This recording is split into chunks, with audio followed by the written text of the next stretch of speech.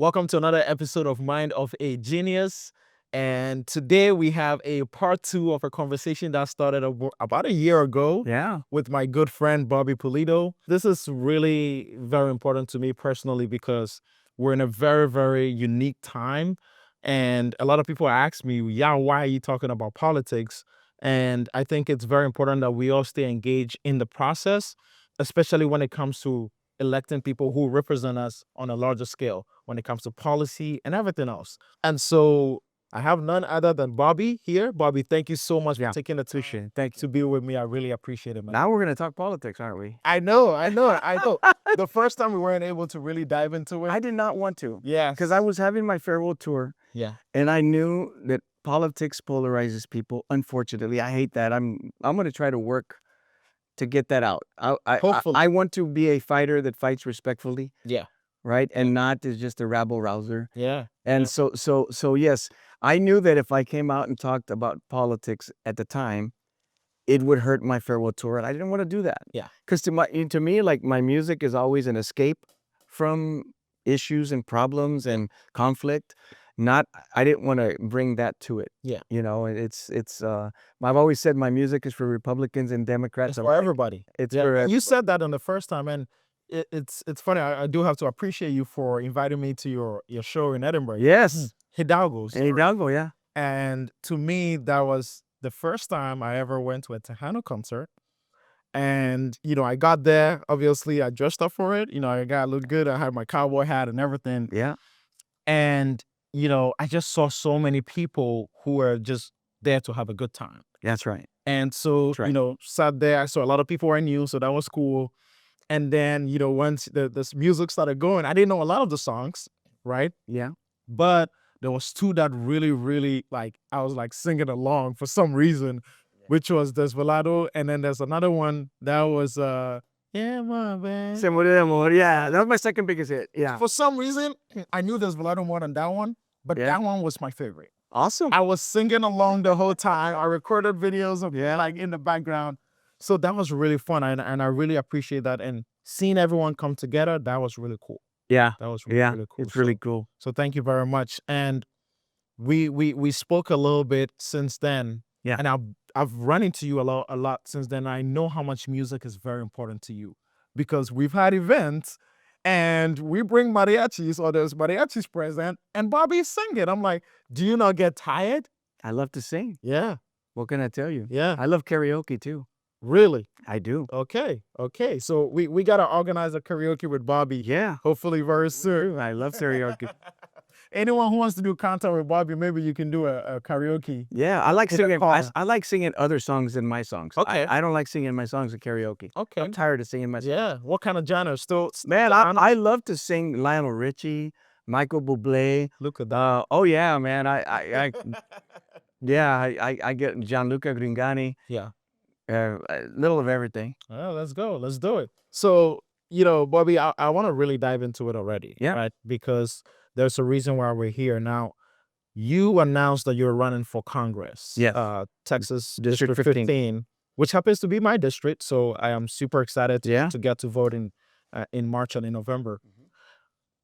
When we first met, you explained why you wanted to run. Has that reason changed? And if it hasn't, can you share with us what that reason is? It has. Oh, wow. It has changed a little bit. I mean, I wanted to run initially because that's always something that I wanted to do.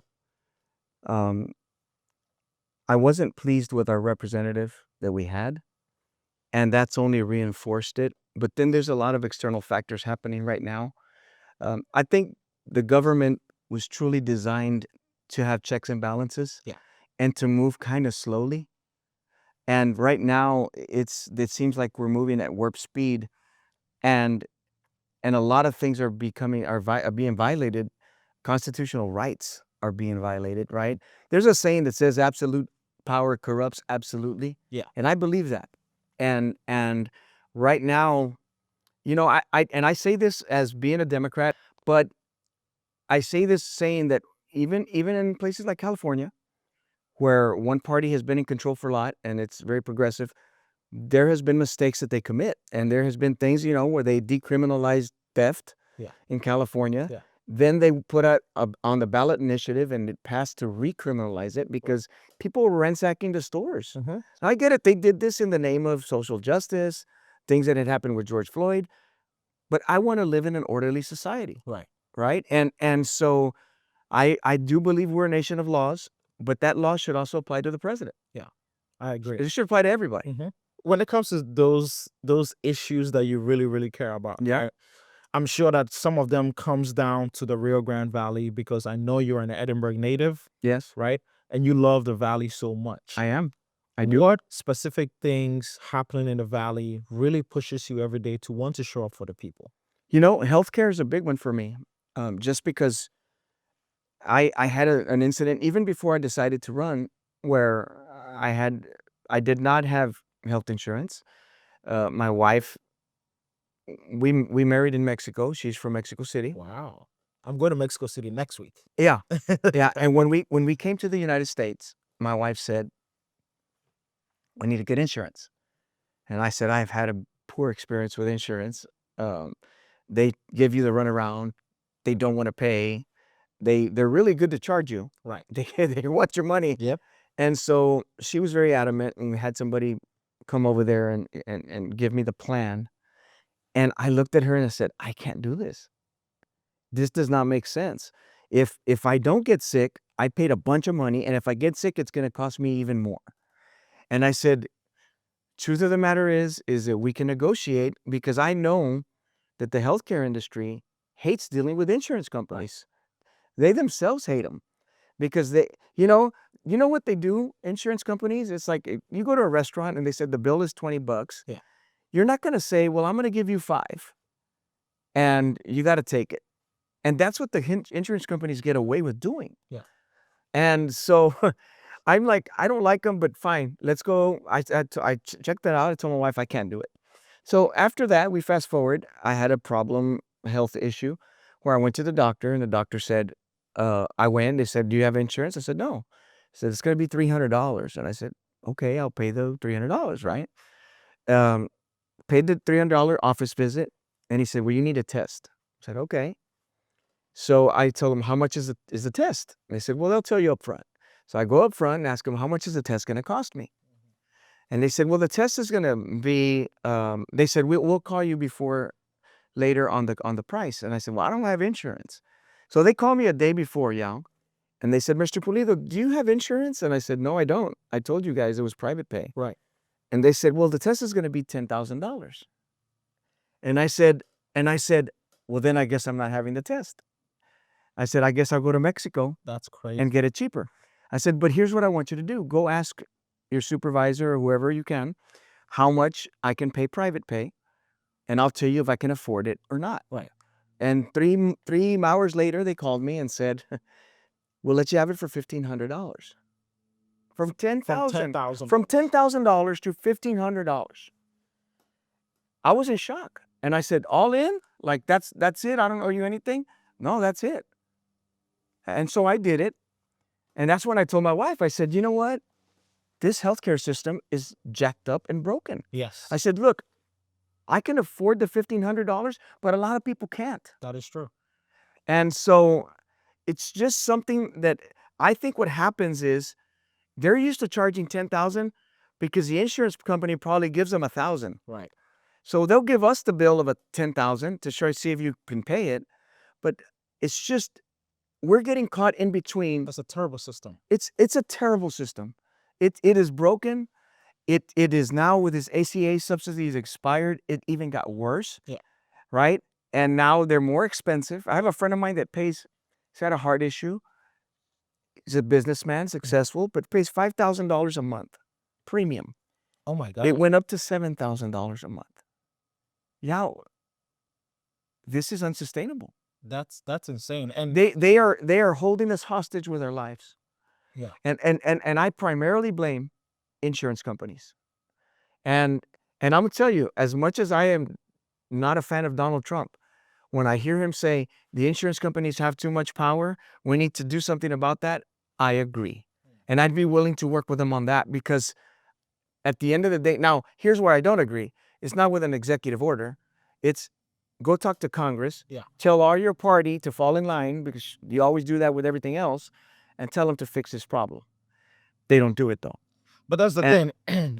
This has been an issue for a very, very long time, and its politicians have not had the courage to do anything about it Right. until I believe the Affordable Care Act, right? And even since And then, that it had its issues. that had its issues. I Yes. mean, on Yes. one hand, it was really good because a lot of people that I know and love had pre-existing conditions, didn't have coverage, Mhm. and then they had it after that. That was good, but it crushed the middle class. Yeah.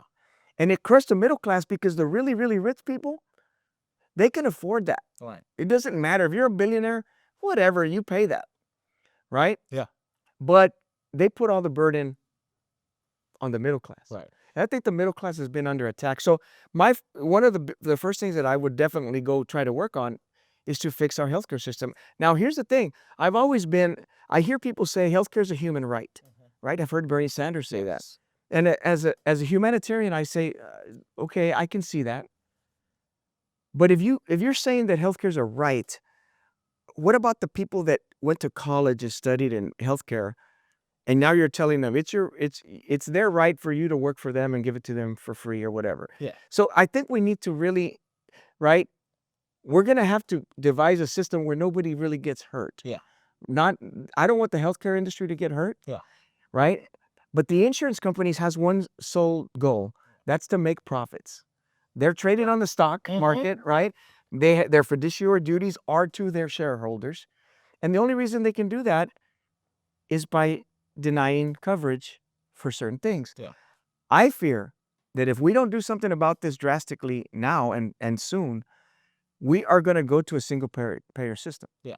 It's inevitable. Yeah. Just because the greed won't allow them to. Exactly. It's You just mentioned the greed. That's the problem, right? They're greedy. There's so much greed, even in the healthcare system, with insurance companies, with pharmaceutical companies. Yes, the which PBMs. makes- Yes. They're terrible. They're terrible. Mark Cuban has taken them on. I'm a huge fan of his. Yes. Right? And I'm looking at the transparency model that he's done with cost plus drugs. Yes. And I think there's a correlation that we can do in healthcare as well. Yeah. Where there is going to have to be some transparency. They got to tell you, man, this cost me this much. Yes. Because when you go to a hospital and they give you 2 Tylenols, Yeah. they shouldn't charge you $150 for it. That's not how much it You actually know, costs. that's not what it Yes. costs. You know, I'm not a dummy. You go with your Walgreens and go buy a bottle of 50 for, $10. Yeah. Yeah. And so this is a thing that bothers me. Yeah. And that we need to fight for, and then when I came out, that was one of my biggest things, and secondly is immigration. Talk about it. I feel like immigration is a political football that both sides kind of kick back and forth, and it's really sad what's going on because they want to campaign on it. Yeah. That's the problem. Yeah.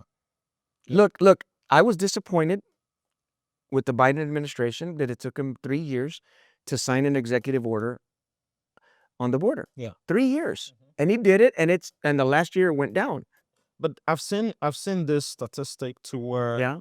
people coming in, the vast majority of people coming in, it's not about people crossing the border illegally, but it's people who cross legally who overstay their visas Well, and processes. That's part of it. And that hasn't been fixed. It has not been The fixed. process hasn't been fixed because I know a lot of friends who, are immigrants or are in the process correctly, who try to go through the actual process and it takes them years. Oh, let me tell you, if you wanted to do something legally from Mexico, I know of people that have been waiting 20 years, 25 years, and it's not happening. The number of legal immigration that has come in, that is allowed, that number has not changed in 45 years. 45. Why not? insane. If we're going to say, do it the right way, we have to incentivize them to do it the right way. Exactly. Right? I mean, but what I think is a wink, wink, and this is what I feel, Yeah. that the government kind of turns a blind eye to it, because if they come undocumented, and I'm going to say illegally, because it is, it's illegally. I'm not even going to say this. But if you come the other way and don't come the right way, right? And you cross the border or overstay your visa, whatever, I think if you do it that way, you eventually pay into Social Security with a fake Social Security number. The government takes your money that you're never going to see You're again. never gonna get back. You're never going to get it back. Yeah. I'm going to tell you something. Immigrants have been keeping Social Security more solvent than it would have been if they hadn't been doing so, because they're actually paying into it. Yeah. And mind you, It's not gonna get back working to- for lower wages, I might add, which is also something that's a problem, because I feel like it can get taken advantage of. Right. But they're taking money from them that they'll never see. Yeah. Right? Like to a tune of billions and billions of dollars a year. Right. Now, when you're trying to take them out of the system, the next big crisis that we're going to have is Social Security. And the reason that's the case is we're not having kids like we used to. Yeah. Okay? Well, that's the thing. There's a population decline. Yes. Right? So Social Security was devised to pay in. Yeah. And then other people would pay in. And when you get old enough, you take it. Yes. But if that population declines, it throws that for a loop. Yeah. So how do you fix that issue? Is through immigration. Yes. And how about this? You make it more legal for the best of the best to come in here and contribute, people like you, Yao. Well, and contribute to this country. It's really hard, right? Yeah. And I have to be honest here, because I feel at least this administration is more focused on a certain group of people, a certain type of people who look a certain way to come here. It's race. More than anything else. They just banned over 70 countries Yes. immigrant visas. Oh, did we right? see that the white South Africans got allowed into the country? I was just Did you see about to that? say that. Yes. Okay. So they Yeah. banned Black South Africans Yes. from coming into the country. Correct. White South Africans can come under the guise of a genocide of anything going on there, which is not true. It's always down Anyway. to race. And I hate to say this because I don't want to inflame it, but I'm going to call it out because that's what it is. Yes. You know, Yes. look, when they have this theory of white replacement, Yes. That's exactly what they're doing. right? They're saying, oh, no, we're for this and crime. And they'll throw all these other things to dance around the true issue. Is Yes. there's too many brown and black people in Yep. this country. Yeah. They're saying they're just going to stay the same and be poor. Well, at the same time they're doing this, they're defunding education. Right. They're defunding the colleges in the valley that primarily have Hispanics. They Hispanic use- serving institutions. That's Yeah. correct. And they're defunding them. Yeah. It seems to me like they want to make us poor again. Yes. It's an agenda. And they're trying to hurt our middle class. Yeah. Right? Because here's the thing. This is the way I see it. Is one thing about our spirit in the Hispanic community, and I'm sure in yours too, is that we always want our kids to do better than us. Yeah. Absolutely. Okay, so a lot of people here, like my dad, man, my grandfather worked in the fields. My dad worked in the fields when he was younger, got a music scholarship, went to college, and then became a Tejano music star. Yep. I went to college, didn't finish, like my dad. My dad graduated with a degree in music, but I did better financially than my dad did. For the first time in our history as a country, my kids statistically will not do better than me. Yeah. This is a problem Yeah. for young people. Yes. Yes. Because, and here's the thing, I'm going to be honest with you, both sides, both political parties and politicians in there have not been good stewards with our taxpayer money. Yeah. They have mismanaged our budgets. And part of that budget allocation and whatever you're doing is also making the rich, the really, really rich, pay their fair share of taxes, right? Yeah. I would be considered rich and not wealthy. Yeah. I pay a lot of money in taxes. Yeah. Right? But I see the president paid $700 a year. I said, well, that system's broken. I don't blame him. He's looking for ways to not pay it. Yeah. But the system is broken. And what's happened is they write the laws to protect people like him, Yes. to be able to write everything off and then throw all the burden on the middle class. And then the middle class gets mad and says it's all the poor people's fault. Yeah. No. It's never, and that's where, as a Christian, as a believer, I come in to think, well, again, the Bible said it's going to be easier for a camel to enter the needle, the eye of a needle, The eye of a needle. than it would be for a rich man to enter the kingdom of God. And it's not because rich people are demonized, but it's because they tend to demonize the poor people, or the people who need the most support, who need the most love. Right. I think we need to come to a point where we say, hey, I have all of this. I'm not gonna die with all of this. Right. What can I do to support people who don't have it? And I That's think a been lot of them always do. about them. I think a lot of billionaires are very charitable. Yes. Right? I mean, and I don't agree in demonizing them. But I have my question. We're $38 trillion in debt. Yeah. As a country, because we've been mismanaged, right? Look, if the rich say, well, we're not going to pay this, we want to get tax breaks, Yeah. Those bills still have to get paid, and we have to print money. Yeah. That creates inflation, because then it devalues your monetary policy, the value of the dollar. Yeah. Right? Yeah. It just does. It is what it is. Yeah. Just recently, right? Mitt Romney wrote an article. Says, I need to pay more taxes. Yeah, I saw. Right? And he wrote this article because he's saying the only one that's going to be able to come to the rescue of this country are the ones that have a lot. Because the income disparity keeps doing this. It's insane. And it keeps growing and growing and growing and growing.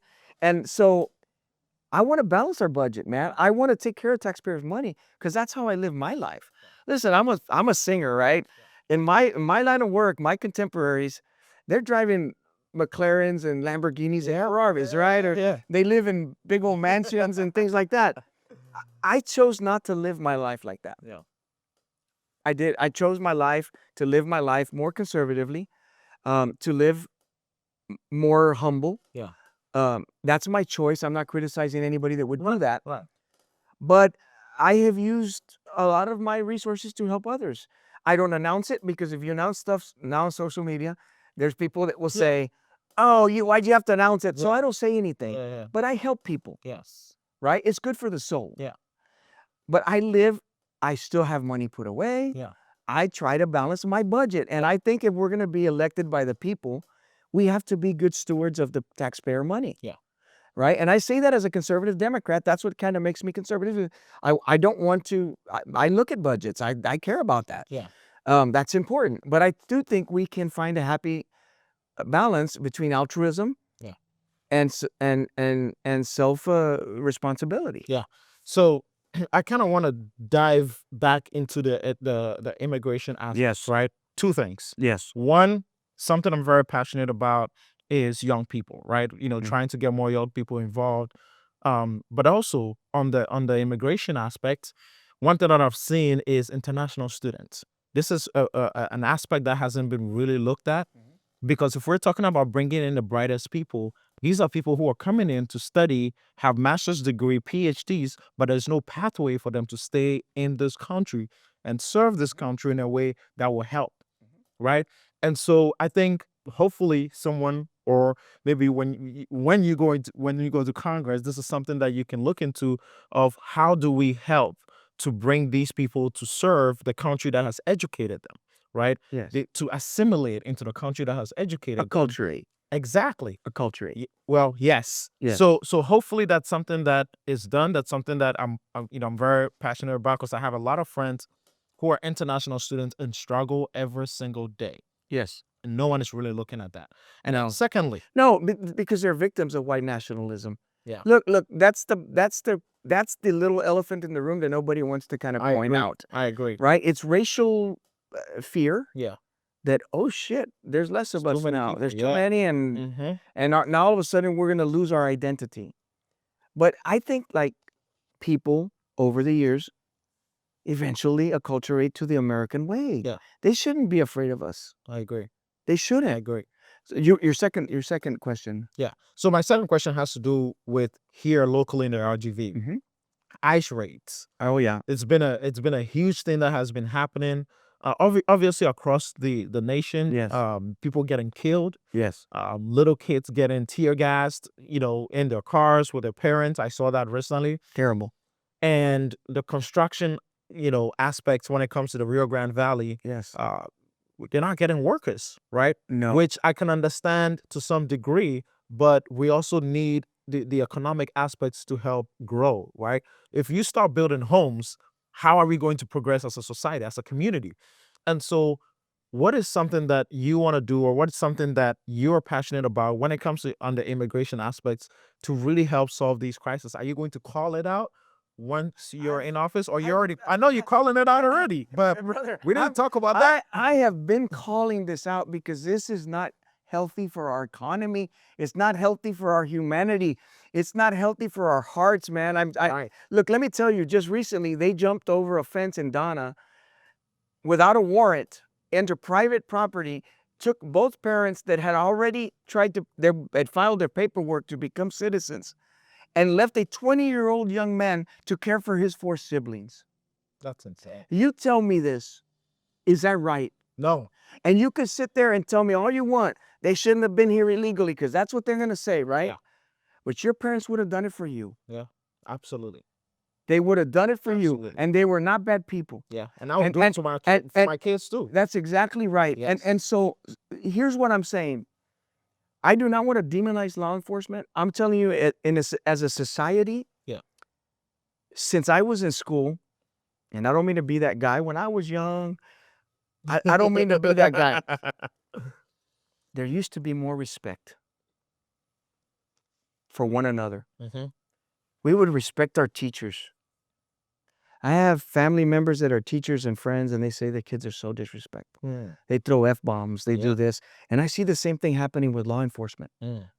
I'll see guys going through a checkpoint over there and, in Falfurrias or another checkpoint, and not wanting to answer the question whether they're American citizen or not. Yeah.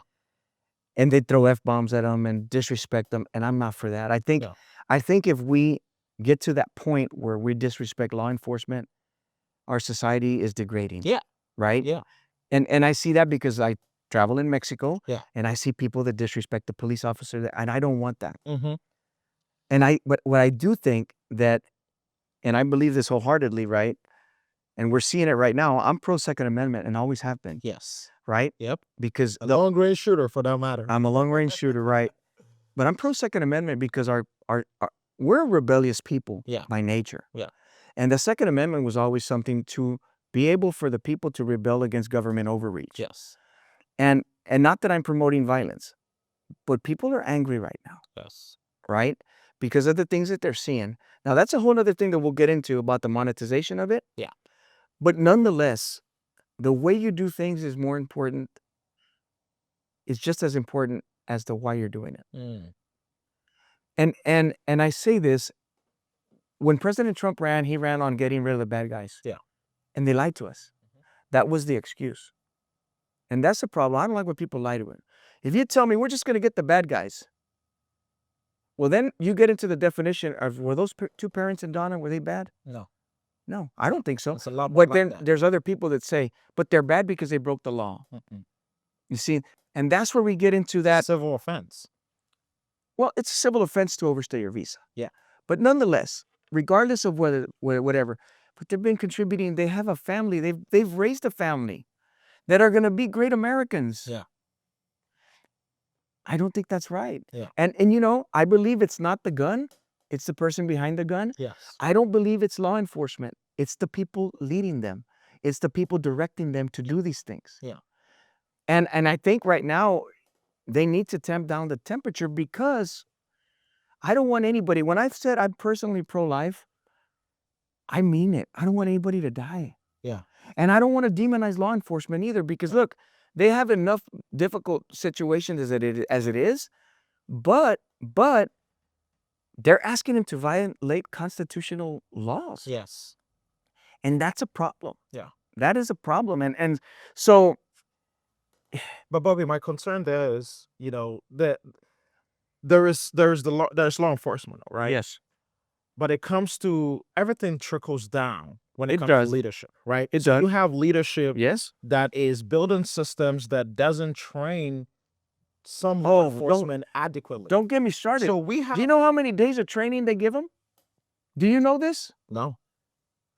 ICE agents that sign up get 47 days of training. You know why it's 47 days? No. Oh, 47 precedent. Yeah. Yeah. You tell me this. Is that a serious administration? Absolutely not. Right? If you're somebody that was in ICE before Yeah. and had adequate training. Yeah. That's different. Right. That's different. Yeah. How do you feel about these bozos that are just coming in? And a lot of the people that are joining, not all of them, okay? Yeah. There's a lot of white nationals that want to join because they want to go hunt down people. Exactly. Right? Exactly. They're yahoos. And it's a shame that then you start branding all ICE agents. I know somebody very dear that has 2 sons that are ICE agents, and they're not bad people. Yeah. And a lot of times it's real easy to say F ICE or F this or F that. But until you know somebody, Well, I don't want that whole entity to be demonized. right. And it's very easy. It's very easy to resort to that and say, and use some of these talking points. But I do, like I said, Yeah. police department in our communities are people who live within a Correct. right. They are trained for long periods of time. That's right. They know how to handle That's right. situations. That's right. They know how to put themselves, and That's they right. know how to carry themselves about. That's right. We respect them. We do. see them, and we They know appreciate us. the work. Exactly. We Yeah. appreciate the work that they Yeah. do.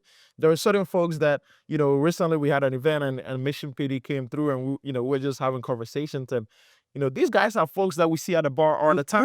Of course, and they're good people. Yes. My concern is without adequate training for these ICE agents, you're resorting to having to, tear gas people, beat people up, shoot within the first instance that they get.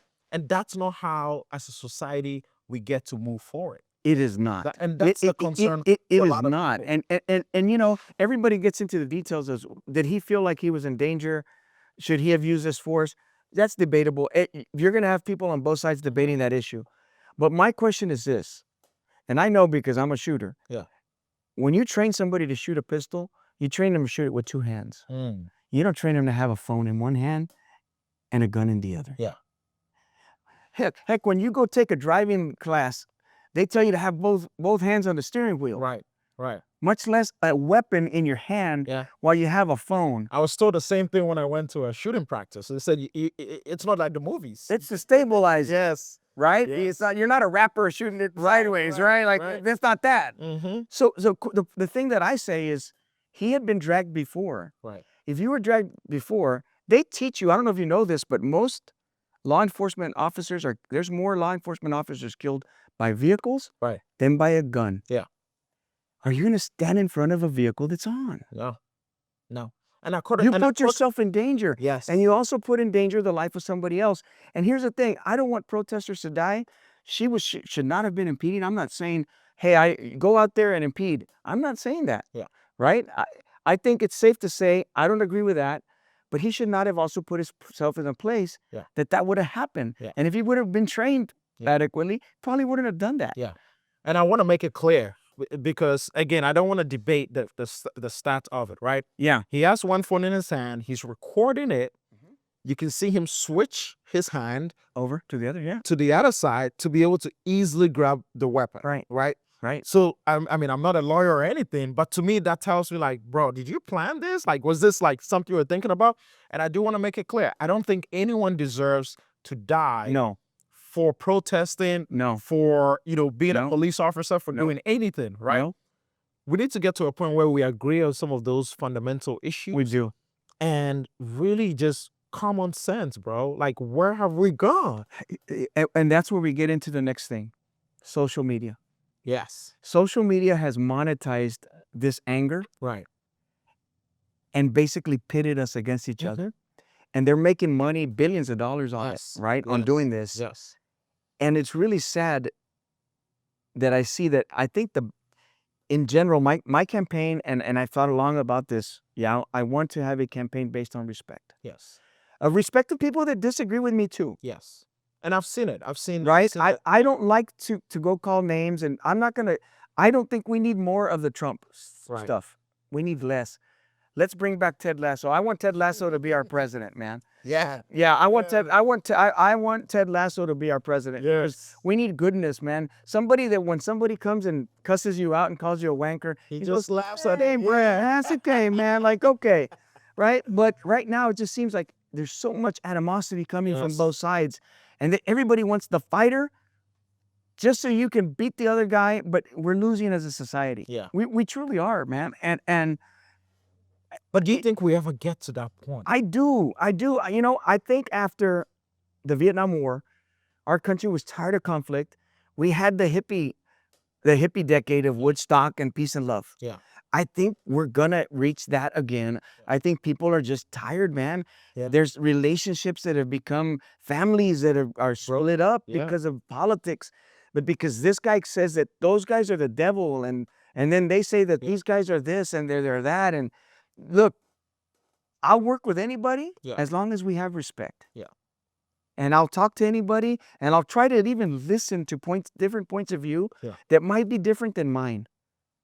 And be intellectually honest and say, you know what, you have a good point. Right. And I think we need to get back to that point where, because here's what's happening. Our country is going to crap because of this polarization. And the more we encourage the polarization, the less politicians and people in office are going to work together. Yes. And the less things are going to get done. Yeah. So, and as someone who works in social media, I was telling you earlier, you're right. It's really hard because the negative or negativity sells, right? It does, man. And that we need to get to a point where we say enough of that.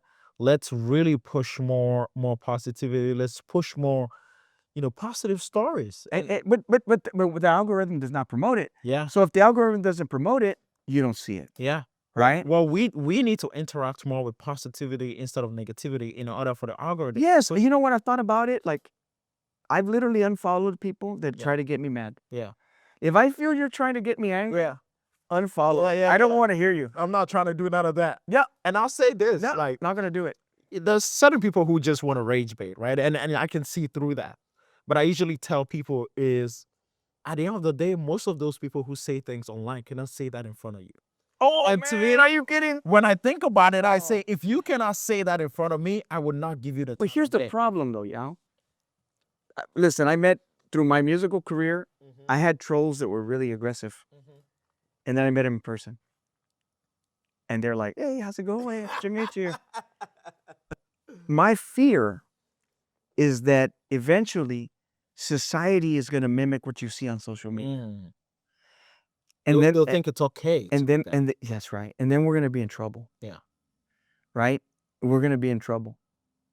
And there's a fine line that you got to navigate between what is free speech and rage baiting. Yeah. Right? Because what they'll do is they'll incentivize somebody to rage bait, because the more clicks they get, then they get more money. Right. So they give you more of that. They go, oh, Yeah. This is absolutely. Yeah.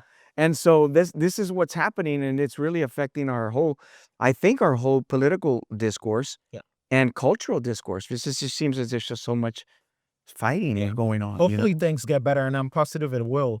And so talking about social media, Bobby, I did a little post on TikTok and said, hey, guys, I have Bobby coming on.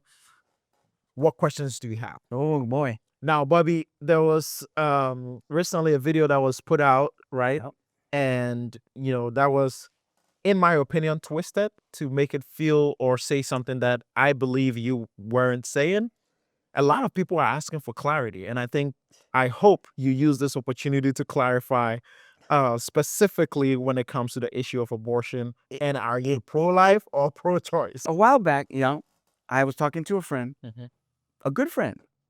And we got into that topic, and I said, look, man, I'm not in favor of it personally, but that doesn't mean that he says, well, so you're for killing babies. And I said, hey, hold on, man. If you call somebody a baby killer, that's really harsh. That's dangerous. That's really dangerous, right? So it always kind of stuck with me. So in an interview, I come out and I say, look, man, I'm personally not for that. Yeah. But I'm nobody to judge anybody. Yes. It's your choice. Right? I respect it. That is your decision. Yeah. Only you know your reality. I don't know your reasons. I don't know. It's not for my place to say that. Yes.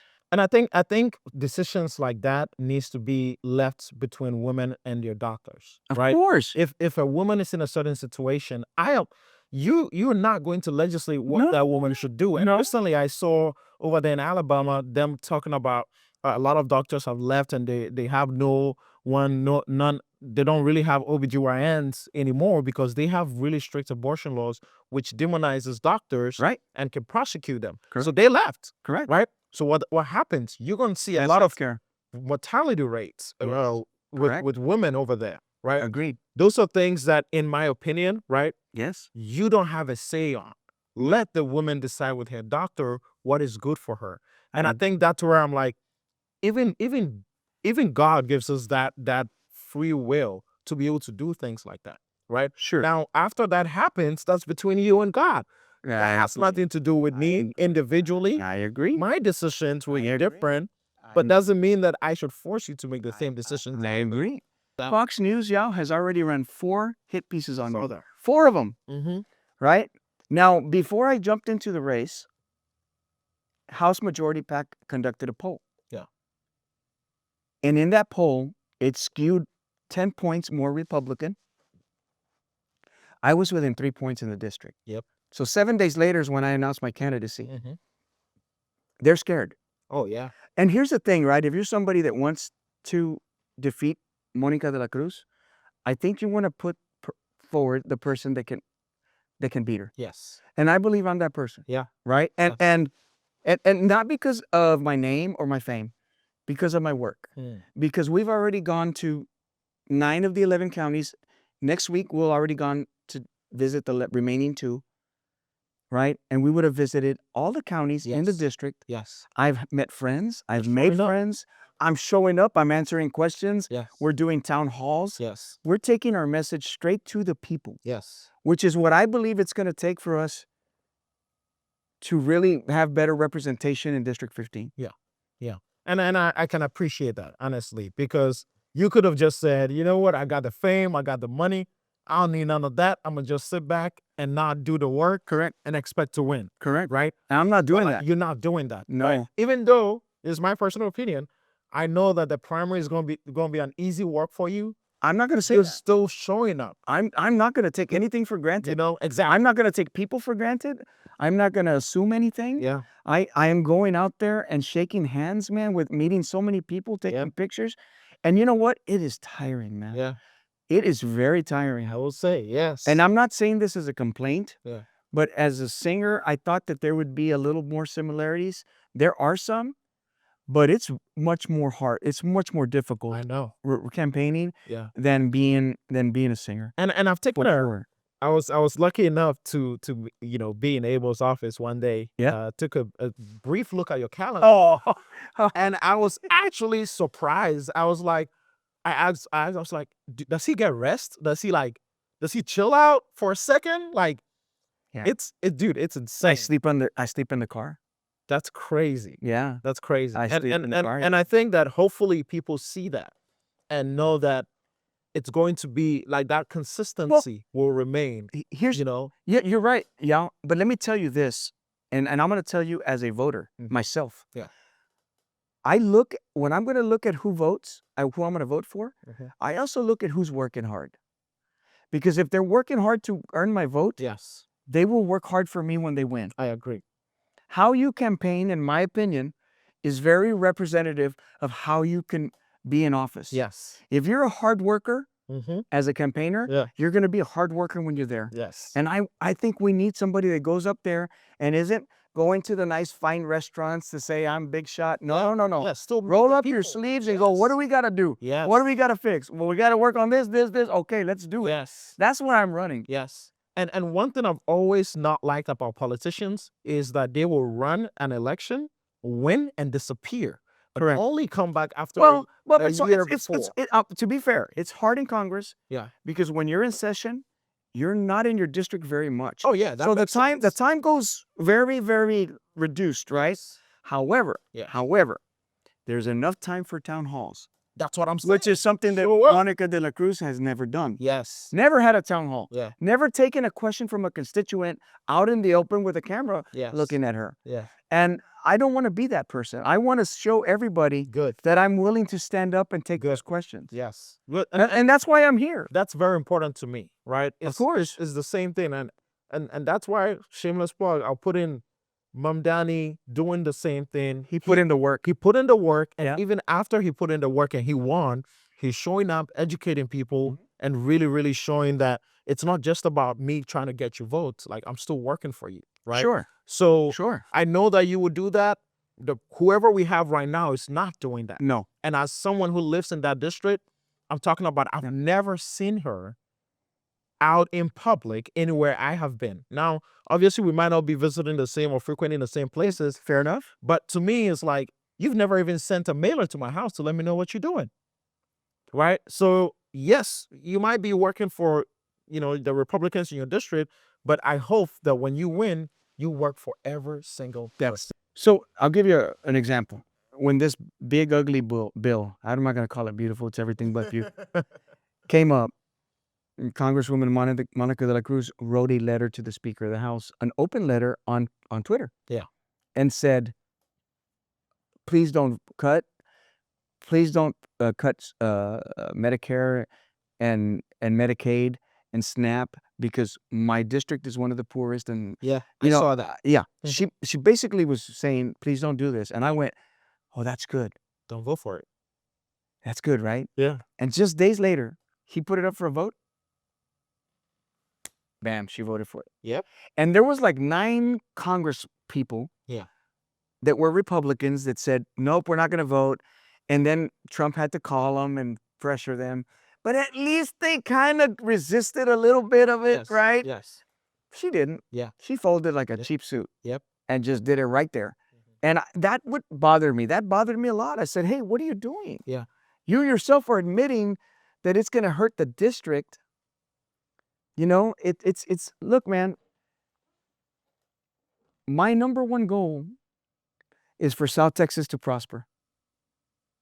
That's it. Yeah. I want us to prosper as a society, as a community. Yeah.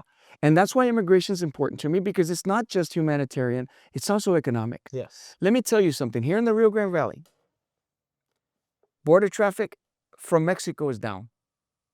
The peso has gained strength amongst the dollar. Yes. We should be having a lot of people coming and spending their money on retail, on hotels, Yes. on the hospitality, right?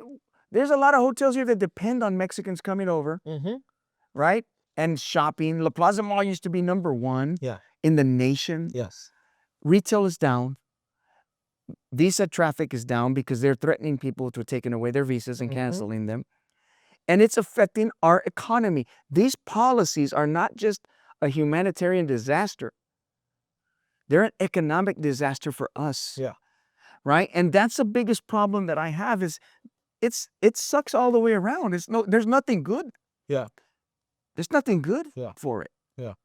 And so she voted for that. Yeah. She voted to fund ICE $170 billion. Yes. More than the Marines. Yes. Jen now goes and says, we need to have a conversation about the construction. I'm like, you voted to fund this in the first place. Yes. You enabled Make it. that make sense. That bill, if we just look at it as a global bill, cut so many things, so many important things that were good to us, that were good to us here and important to our community. And you say, okay, but who got a raise? ICE and the military. And what do they two have in common? Both of them are force. Yeah. So it really leads to question, what is the overall plan? Is it about helping people? Or is it about a police force that's going to do whatever you want them to do? Yeah. We know the military serves at the pleasure of the president. Yeah. Right? And now you have this force that you're going out there commanding. Yeah. I have a problem with that. Yeah. I do. Yeah. And as business people as well, right? Yeah. That's one thing that we think about is the economy. How does it work for us in a way that we can keep hiring more people, we can keep increasing wages. And that's one of the questions that people ask and said, for young people who are locally here in the Rio Grande Valley and statewide, I mean, the minimum wage is still about $7.25. That needs to be up. That makes no sense. It makes no sense. With the cost of living. But truth be told, that has to be up. I'm all in favor of raising the minimum wage. Beautiful. For sure. However, a lot of jobs aren't dependent on minimum wage. It's supply and demand. A lot of people, you go out for somebody $7, not many people are going to want to work for $7.25. Correct. Correct. Right. That's true. Right. Yeah. Not a lot of people are willing to do that. It's not worth it. Like, it doesn't make sense to me. But that has to go up. Yes. Now, does it have to go up to $15 or $18? No. But come on, work with us here. It's got to go up. Yeah. So I'm for that. Okay. Beautiful. Right. I'm absolutely for raising the minimum wage, because I do think it helps. But here's the other thing that I think that we need to also work on, right? Is, do you know that the construction business is not in a vocational school? That is true. So we're relying on a lot of people. Correct. So if we're going to want to fix that issue, it's a long-term solution where you say, okay, in high school, we're going to teach you construction and we're going to teach you how to throw concrete down. We're going to teach you what this, right? We don't do that. And then we complain when people come from the other side to do those jobs. Yeah. Because here's the thing, what's happening with what my problem with what the administration is doing is you're just automatically saying, rate them and let them figure it out Yeah. and see who they're Who's gonna do the work? You're not going to mind anybody because nobody's trained for that. Yes. Yes. Right? So you need to fix that and give more people here, Americans, an option to do that. Yeah. But without hurting the businessmen. Yeah. Without hurting good people that have been here for years working. I heard Trump once, and I was actually in D.C. when they had this parade for him, say, well, there's some good people here that have had people working for them, and we're going to have to do something about it. Right? And I had a little hope. I went like, okay. Yeah. Okay, okay, now we're talking. And 3 days later, Stephen Miller said business as usual. Yeah. Yeah. I think he's controlling He is. foreign policy. He is. Which brings me to a question that someone asks, or certain people ask is, have you taken any AIPAC money in this race? I have not. Okay. I think a lot of people really care about that. I have not. And there's a lot of conversations out there, and so definitely wanted to ask that. Whoever asked, this is your question. You got your answer, and hopefully that's sufficient, right? Now, if you have any follow-up questions, you can feel free to put in a comment. And, and we'll go from there. Bobby, one of the things that that I care about is also young people. So we're kind of going back again. Yes. Young people haven't been historically involved in the political process as much because they feel like the government isn't working for them, or politicians don't care about their voting bloc, which I know there's been discussions about. Yes, they don't come out to vote whatsoever, right? How do you plan on engaging young people in the process? I know you're engaging a lot of them right now. We're trying. But after you win, what is there a plan to really engage more young people? We're trying. Yeah. Yeah. I mean, it's hard because young people live in a different atmosphere.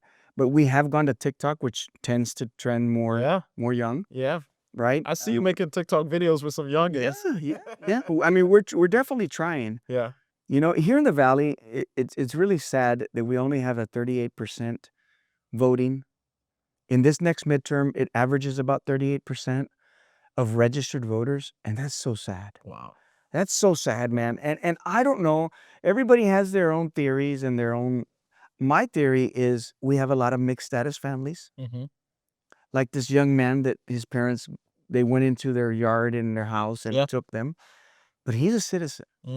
He can vote. Yeah. And there's a lot of kids that come from mixed status families. You know what? If your parents were, I don't know, legal residents with their green card, and you were born here, you have an even more important responsibility to go vote. Mm-hmm. I agree. Because you're not just voting for you. Yeah, you're voting for them. You're voting for them too. Yeah. And a lot of the things that are happening right now is hostilities. I know this lady, she's undocumented, and her son was telling her to vote for Trump. She works at a place, right? Okay, I'll just leave it at that. Yeah, yeah. And she was all high on Trump.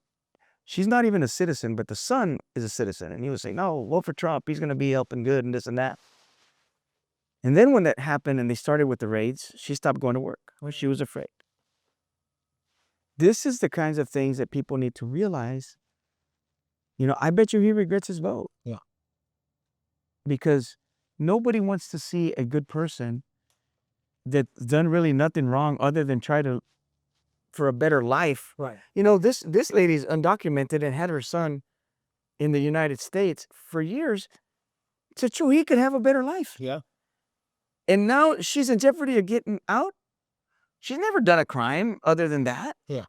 So I think we kind of need to thread the needle on having compassion and understanding. I mean, listen, Reagan, was a Republican. He granted amnesty, man. Yeah. As a Democrat, we've been, I think, put in a little box of we can't do anything on immigration because they're going to go, you see, you want the votes. Yeah. So they kind of play these reverse Jedi mind tricks on us to not really call it out because you want to appear to say like, no, I'm not for that. And then the Republican comes and goes, yeah, we'll give them amnesty. Now, history is an important teacher. Yes. In 1969 or 65, I forgot the year. I know it was in the 60s when LBJ instituted the Voting Rights Act. The Democrats were actually the party of the racists. Yeah. Yeah. They were called There's the a history of that. Dixiecrats. Yes. Right? Senator Robert Byrd and Strom Thurmond, these guys were Democrats that were KKKs. They were like Yes.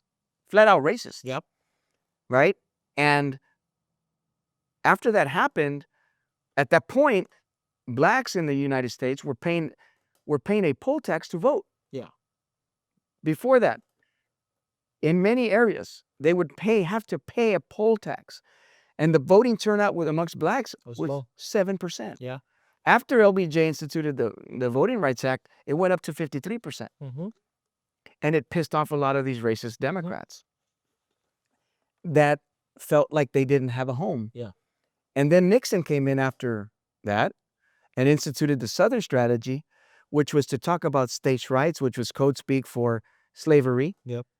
If Texas was wanted slavery, it's states' rights. And they pulled over a lot of these angry Democrats into the Republican Party. And when it comes to racial justice, since then, nothing really has changed other than George W. Bush was very, very careful about not demonizing the immigrant. Yeah. Right? Yeah. And if you listen to Reagan and if you listen to Bush and their older speeches, even in their debates, they're like, we love hardworking people. Yep. We love this. Yep. What we see now is not that. No. Right? This is straight up blatant racism. It is. Yes. They're not even scared to hide it anymore. No. Which is very dangerous. It's super dangerous, man. It is super, super dangerous. And so, that's why, I read a book written by Pat Buchanan, and in that book, he had a chapter called, it was How the Right Went Wrong was a book. And he had a chapter in there where he said,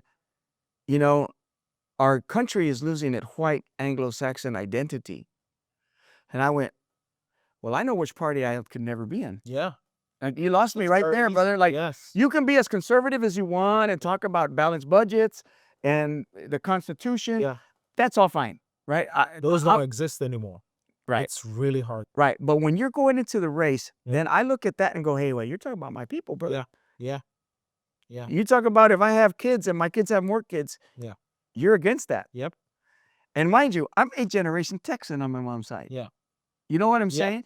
So this is why, I am still a Democrat, even though if the parties move to left on some issues, I think I'm willing to fight the good fight on economic issues where these corporations are just pushing harder and hurting our people. I'm all for fighting against them. Yeah. Right? But I still could never go to a party where I know there's a bunch of racists that hate people for the color of my skin or my last name or the color of your skin. Yep. Yeah. Or your accent. Right. Man. So, Bobby, we've discussed a wide range of issues. I feel like we can go on for 3 hours. Right? But I cannot do that to you. No, you can't. I know you're a huge Texan fan and they're playing today, so I need to make sure that I respect your time. Bobby, we've had a lot of discussions. One thing that you haven't brought up is fundraising, right? Yep. I personally think it's very important. It's very important. Right? And so it is very important. I need to raise money. Yes. She has $1.7 million in the bank. Yeah. But I do think, and I will tell you this, right? Fundraising is really important and we need to match. We're nowhere near what she has. Yeah. We don't have what she has. Yeah. Look, Citizens United was in 2010. Democrats tried to take the money out of politics. Mm-hmm. And the Supreme Court was pushed by Mitch McConnell, voted on a 5-4 decision to allow dark money and big PAC money to come in And then Democrats lost our way because we had to try to fundraise Yeah. to compete with Any way Republicans. possible. Yeah. Right? Yeah. Because Republicans have always been the party of the ones with the big bucks. Yeah. So it's a real big challenge, right? Yeah. I'm really happy seeing James Tellerico raising a lot of money in the field of Yes. just small dollar donors. That's good. I think that's great. But not everybody's a James Tellerico. Yeah. Right? I think every politician out there, anybody running for office, your dream is to be able to raise enough money, small donors, so you don't have to take anything. Yeah. Unfortunately, if you don't have that, you do have to take some type of PAC money. I'm endorsed by Latino Victory Fund, Yes. who wants Latinos to win. Yes. There's nothing harmful of that. The Blue Dog Democrats, who they support conservative Democrats. Yeah. There's nothing wrong with that. Yeah. So that kind of stuff is fine, Yeah. right? Yeah. 93% of our donors right now have been under $100. Oh, that's great. Small dollar That's donors. great. We just need a lot more. Yes. Which is Right? why I am making the plea. I know he's not going to make the plea. No. Yes, we just need a lot more. But money isn't everything. Yeah. Look, Kamala raised more money than Trump, Yeah. and he won. Yeah. Right? So I've read a book, The Siren's Call, from Chris Hayes, where he talks about the attention economy. Yes. And, right now, attention in politics is even more important and bigger than money. Yes. And thank God, we get a lot of eyes. Yes. There's a lot of people curious about the campaign because I never talked about politics throughout my music career. They're now wanting to hear me talk about politics to see, like, what does this guy know what he's talking about, right? Is he, Where does he stand? well, or not even just where does he stand? Is he smart enough? Yeah. Right? And so that's why we're doing podcasts, and that's why we're doing all this media, Yeah. where we're getting out to people where they get to hear me, Yes. and then they can make this decision Yes. as far as would I be the best person to represent them and be the voice in Washington. I think I am. Yeah. I think I definitely represent the values of South Texas. Yeah. And, I look forward to earning the people's vote, but we do, once election time, once this primary is over, the airwaves are going to be flooded, and it will be with negative ads on me like you have no idea. And let me tell you something. Yeah. You throw enough millions of dollars behind as a negative ad, People will believe it. they can make Mother Teresa look bad. Yeah. Right? It's just that's the nature of politics, unfortunately. Yeah. Right? So we're trying to combat that as far as going out there on the ground, Yes. grassroots style. Because when somebody shakes their hand, let me tell you, when somebody shakes somebody in their hand and they look them in the eye, and you talk to them, they can throw all the negative advertising they want, but that person says, "I know him." Yeah. Yeah. Right? And it's impossible for us to meet 90,000 people in the district. That truly is impossible. Yeah. But if we can touch 20,000 people, That's more than that enough. they can tell other people, Yes. man, I know him. Yes. Right?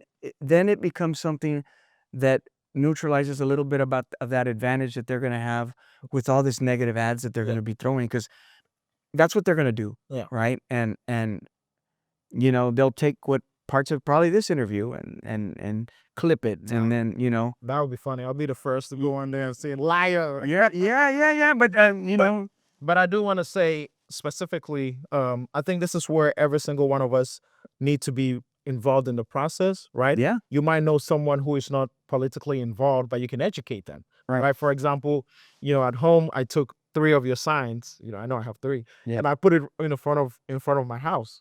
Yeah. And then my dad was like, "Who's that guy?" Right? He's never heard of you. Correct. He's I wouldn't expect him to. yeah, a Ghanaian man whatsoever. Yeah. And I was like, "Oh yeah, this is who he is. This is what he believes in, whatever." And I'm like, "We're all voting for him in this house." And he's like, "Okay, sure." So he said he's gonna go vote, right?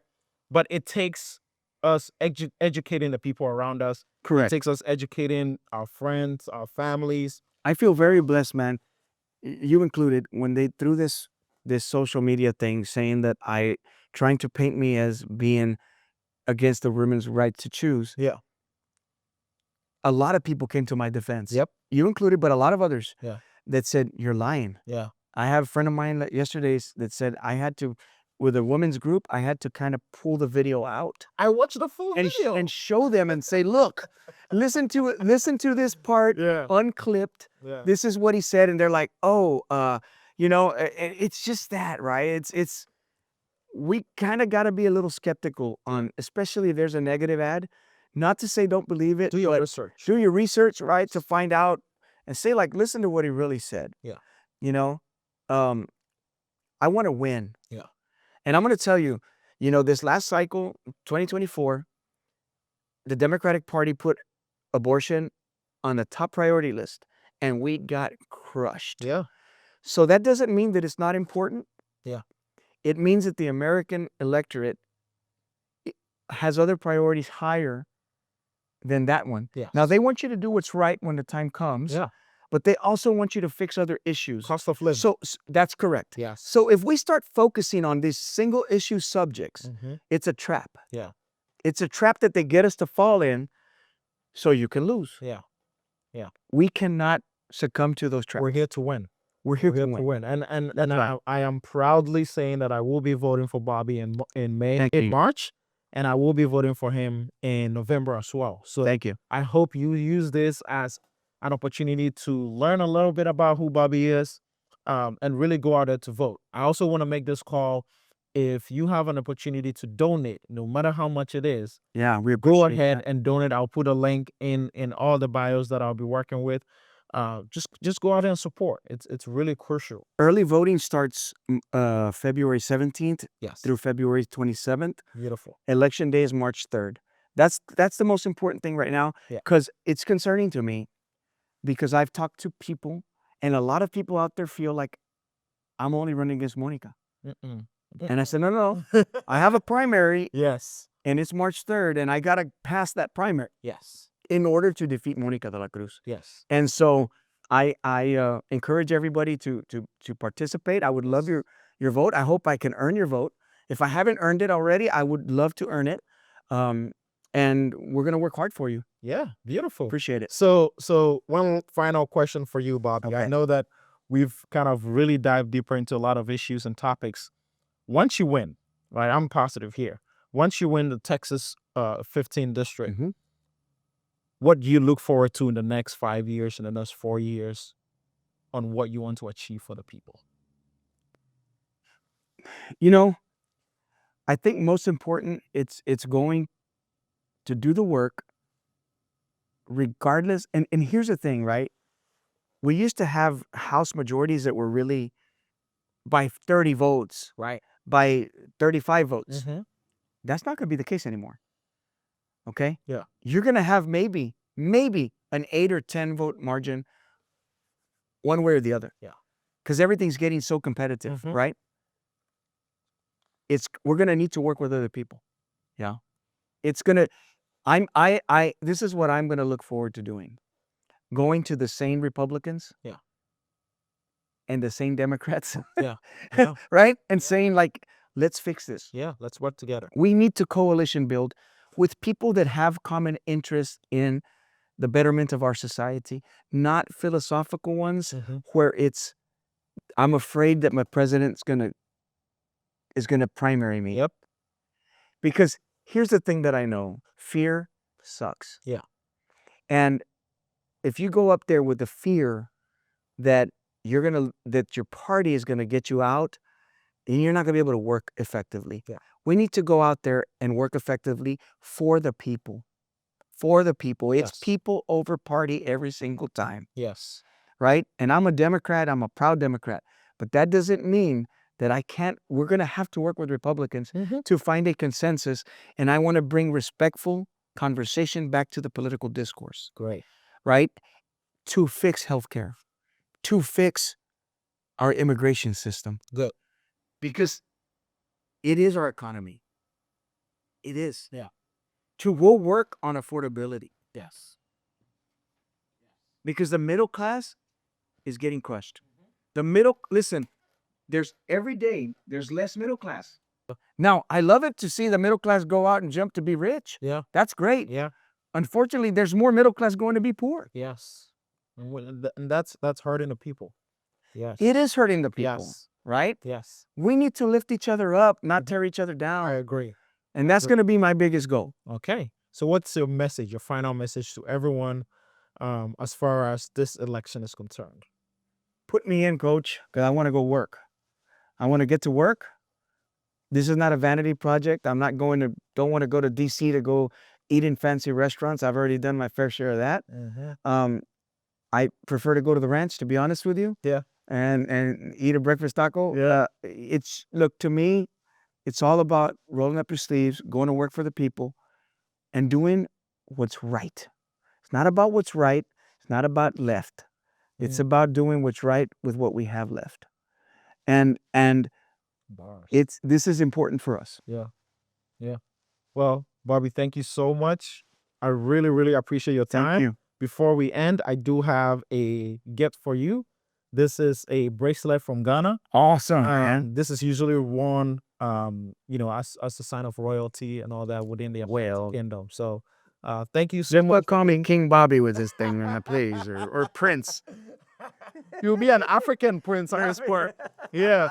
But thank you so much for taking the time to be here. I know you didn't have to do this, right? No, I appreciate. I told you I would come back. Yes, you did. I did tell you. He's a man of his word. I told you. I said there'll be a time. I promise you. I'll come back and we'll talk politics. Yes. This was it. Yes. Well, thank you so much. God bless you, man. And we are looking forward to seeing you win. Thank you. And I will be there for your victory party. So thank you very much. Thank you. I appreciate it, man. Appreciate it. Thank you.